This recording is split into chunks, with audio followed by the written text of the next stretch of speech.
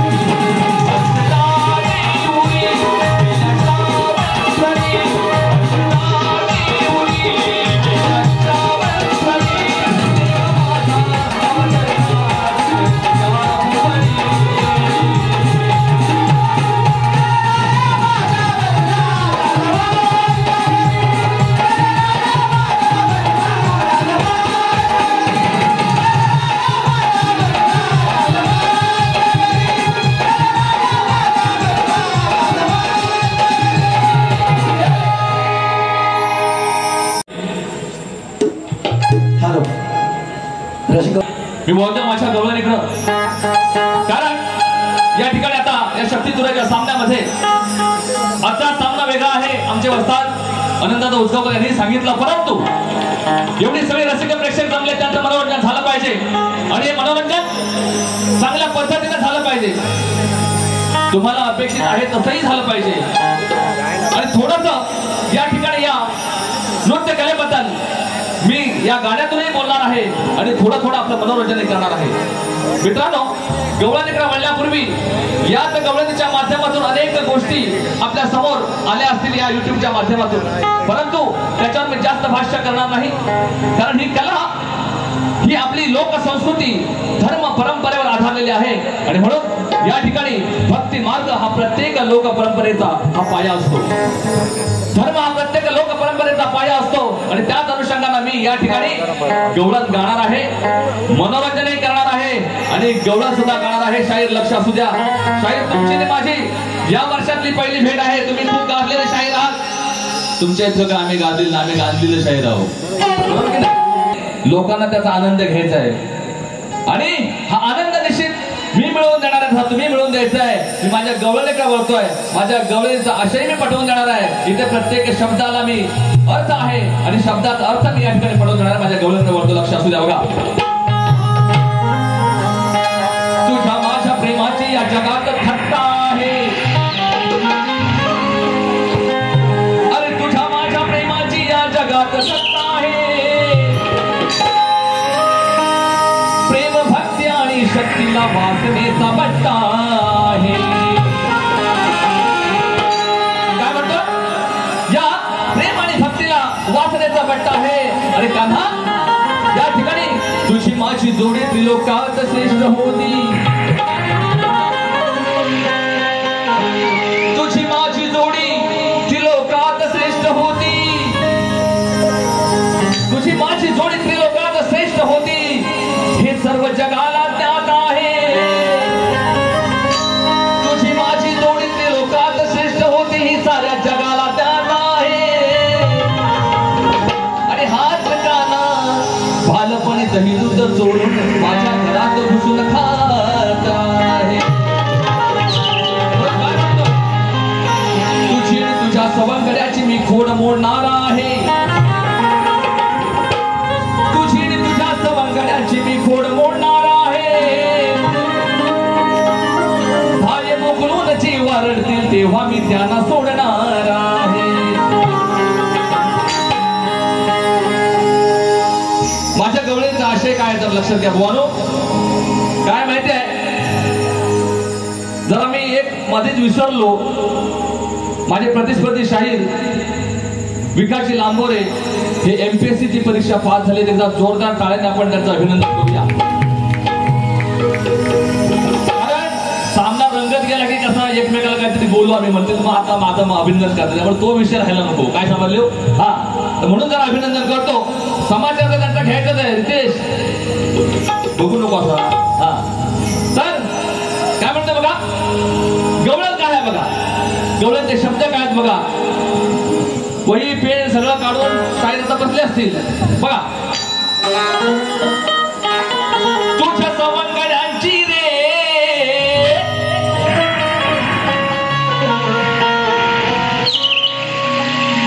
अशी मजबूत मारली गाठ.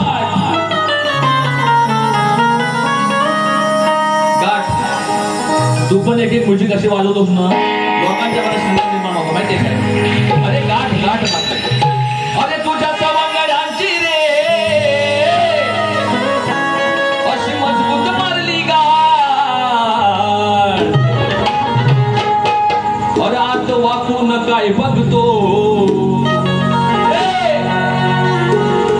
आत वाकून काय बघतो, माझे दया दुधाचे मान. काय म्हणतोय? आत वाकून काय बघतो, माझे दया दुधाचे मान.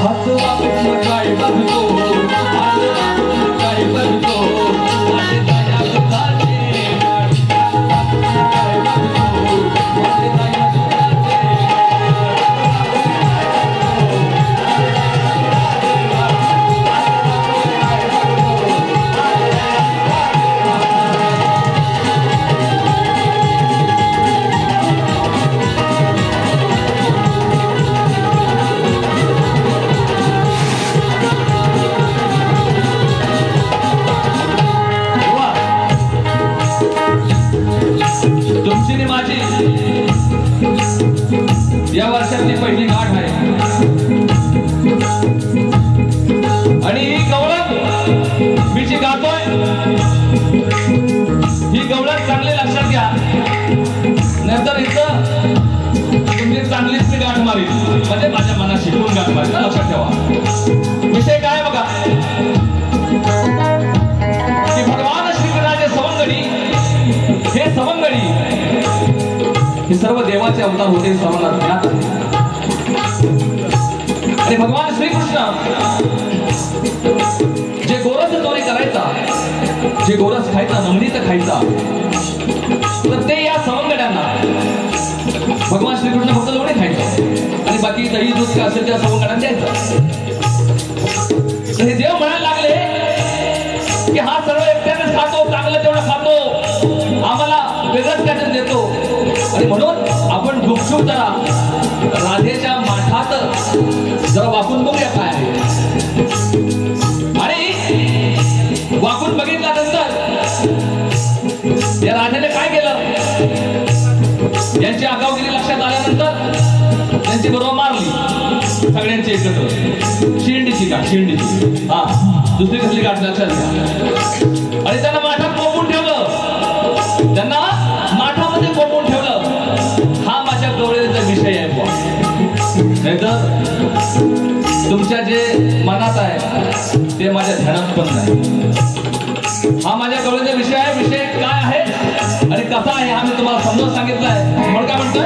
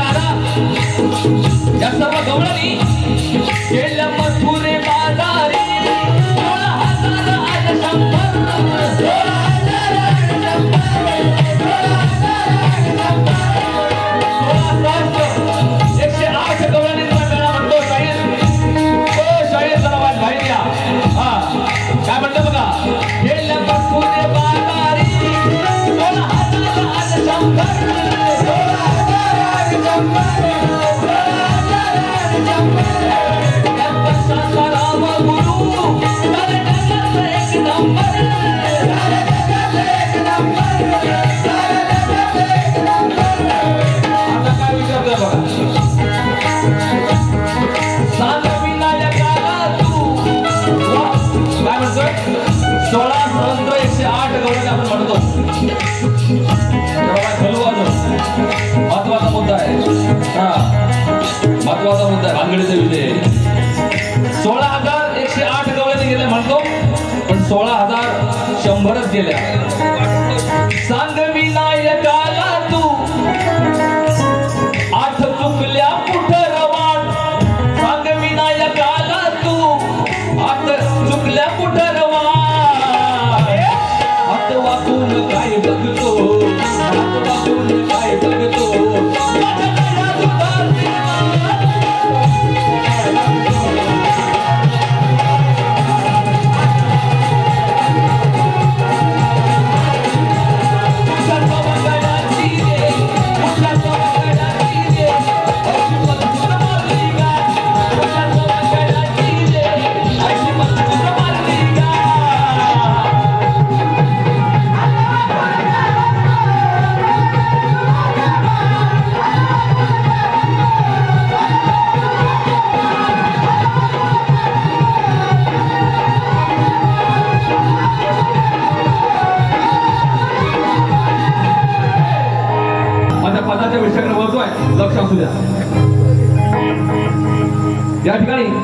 सूर्यकांत यशवंत जाधव साहेब यांच्याकडून शाहीर आता सामना आपला सुरू झालेलाच आहे. तुमची आणि माझी या वर्षातली पहिली भेट आहे. पण थोडं या शाहिरांचं माझ्यावर असं कर्ज आहे गेल्या वर्षीचं. आता हे म्हणतील गेल्या वर्षीचं काय काढायचं नाही तर मी पण तसं काढायचं नव्हतं. कारण गेल्या वर्षी यांची माझी बारी झाल्यानंतर एक पण तावडीला भेटलंच नाही माझ्या. आणि आपलं एक वसूल आहे भाई भाऊ, बरोबर की नाही. आपण मॅचा सगळा परत करतो.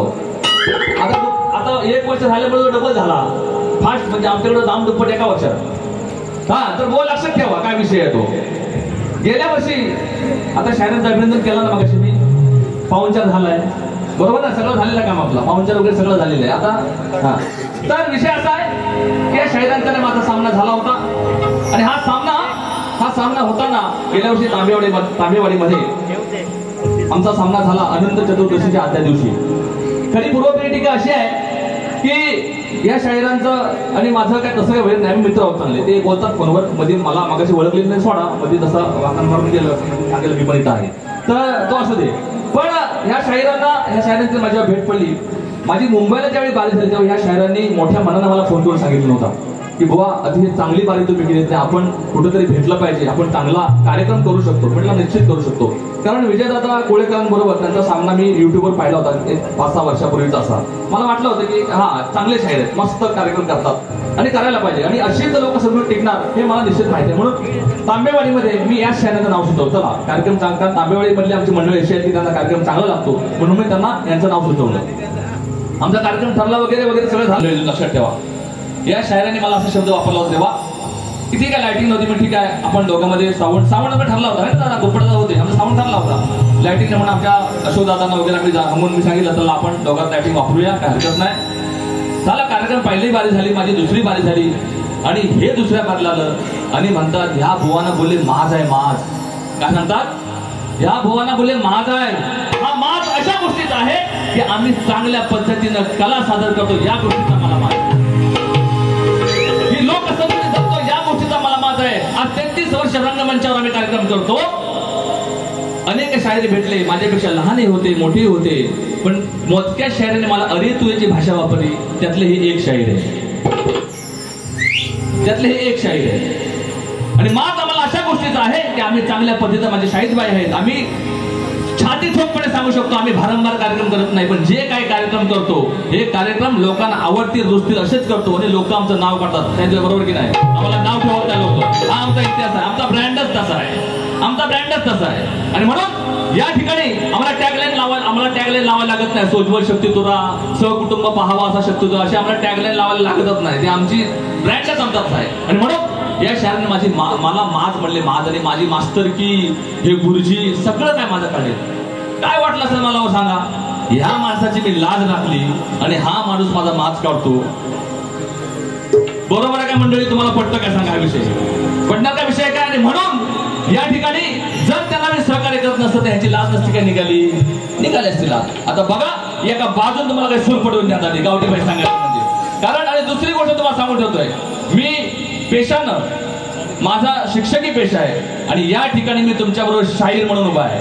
जर माझ्या पेशापर्यंत जाऊन पोहोचला, कुठल्या गोष्टीतून कुठला शब्द तुमच्या तोंडात मध्ये आला तर लक्षात ठेवा. कारण गुरुजीचा कोप लय वाईट असतो. हा 4G 5G सगळं असतील पण गुरुजी लय वाईट. हा चला अरे पदाकडे बोलतो बघा.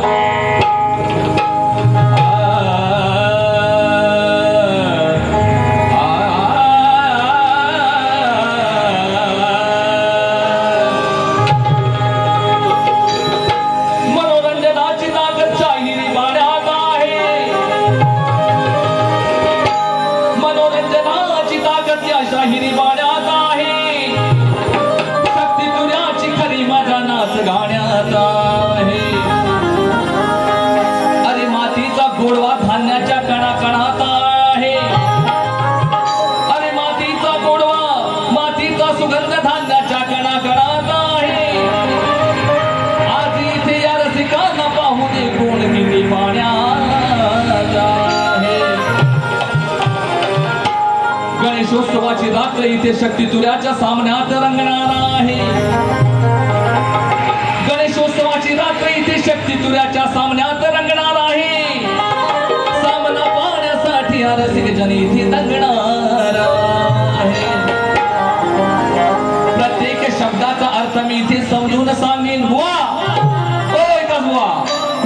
शब्दाचा अर्थ मी इथे समजून सांगेन आणि जर घेतला तर माझ्या शब्दाचा वाकडा अर्थ तर इथेच उलटा मिटावेन.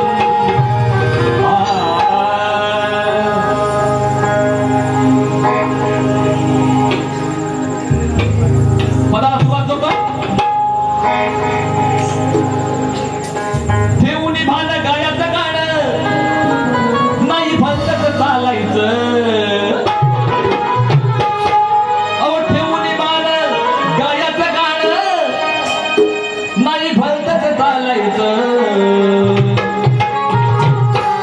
आणि देतोय ताकीद तोंडाचं गटार जरा जपून खोलायचं नाहीतर काढीन वरात पाठवीन घरात मग मला नाही बोलायचं.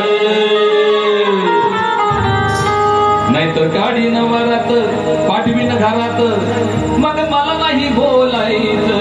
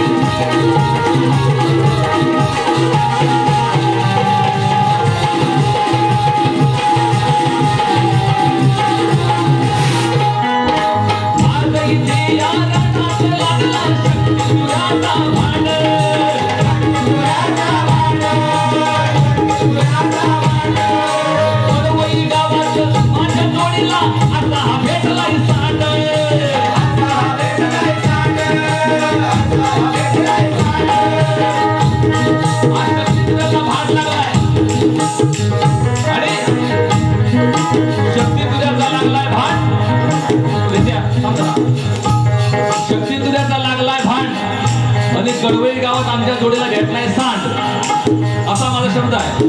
किंवा सांड या शब्दाचा अर्थ सर्व पटवून घ्या. सांड या शब्दाचा अर्थ सांड म्हणजे कोण? नंदी. माहिती ना, म्हणजे गावामध्ये बीज उत्पादनासाठी सोडलेलं बरोबर ना बैल. ईश्वराच्या शिवाच्या मंदिरात जाताना शिवाची बाजू आहे. शिवाच्या मंदिरात जाताना नंदी दर्शन घेऊन जायला लागतं. म्हणजे आपला ज्ञानाचं प्रतीक म्हणून नंदीला संबोधलं जातं. म्हणून मी ज्ञानाचं प्रतीक म्हणून तुम्हाला सांड म्हटलेलं आहे. बाकी तुमच्या दिसण्यावर मला काय बोलायचं नाही. हा म्हणून म्हणतोय तुमच्या ज्ञानाचं प्रतीक हा शब्द सांड वापरलेला आहे. माझ्याकडे पुरावा आहे. पुराव्याशिवाय बोलत नाही. तर म्हणाल मी असा दिसतो म्हणून मला बोलतात. तुम्ही कसं काय दिसत नाही मला त्याची काय घेणं देणं आहे. मी गाण्या फोडतो बोलतोय. आज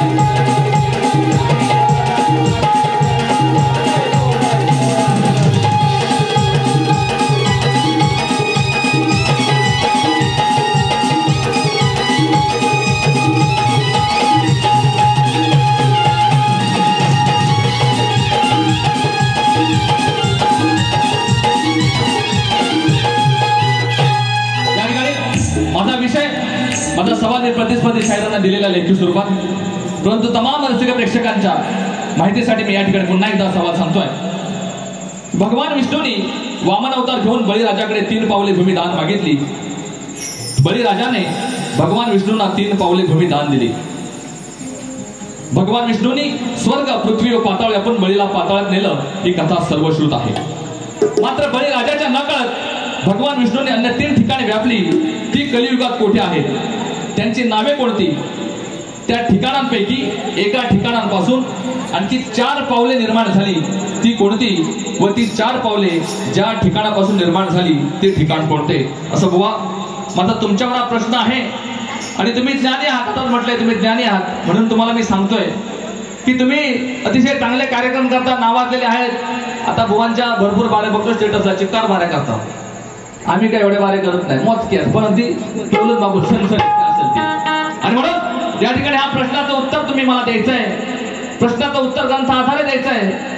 माझ्या प्रश्नाचं उत्तर जसाच्या तसं कदाचित तुम्ही म्हणता त्याप्रमाणे की अनेक एका ठिकाणी जायला अनेक वाटा असतात. कदाचित माझ्या प्रश्नाचं उत्तर मी सांगितलं माझ्या ज्या पुस्तकातून मी प्रश्न काढला त्यात नसेल, दुसऱ्या कुठल्या विषयात आढळलं तरी मला चालेल. परत माझ्या कथेशी सुसंगत नसेल पण विषय तोच असेल तरी मी तो विषय मान्य करेन. मी असं म्हणणार नाही की उत्तर चुकीचं आहे म्हणून, कारण अनेक ग्रंथामध्ये अनेक टीका असतात आणि त्यामुळं झेपलं तर निश्चित उत्तर द्या आणि रसिकांची मन जिंका. खोटं मात्र बोलायचा इथे प्रयत्न करू नका आणि खोटं खपून पण घेणार नाही. आणि खास करून तुम्हाला सांगणं आहे माझी प्रथम फेरी मी संपन्न करताना मी तुम्हाला एक आव्हान उभं केलंय. या ठिकाणी चंद्रकांतराव जाधव त्यांच्या या 21 दिवसाच्या गणपतीच्या निमित्त आपला सामना आहे म्हणून रसिकांच्या मनोरंजनासाठी हे आव्हान तुम्हाला मी उभं केलंय आणि हे आव्हान तुम्ही कसं पेलणार हे मला बघायचं आहे. म्हणून काय म्हणतोय, कमल सोपाशाही ऐका उघडे ठेवून कान, उघडे ठेवून कान, सोपाशाही ऐका उघडे ठेवून कान, उघडे ठेवून कान, उघडे ठेवून कान. बळीराजाची कथा सांगतो त्यावे थोडे ध्यान, त्यावे थोडे ध्यान, त्यावे थोडे ध्यान. 3 पाऊले सात कशीत रानात खोलायचं, 3 पाऊले सात कशीत रानात खोलायचं, रानात खोलायचं, रानात खोलायचं.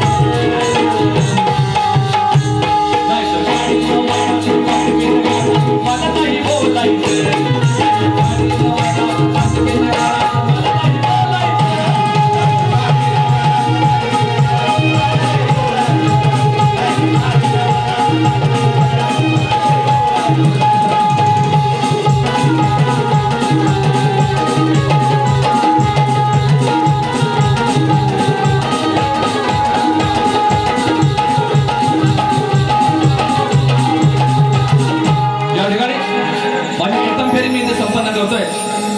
या ठिकाणी कल्याण शहर उपशहर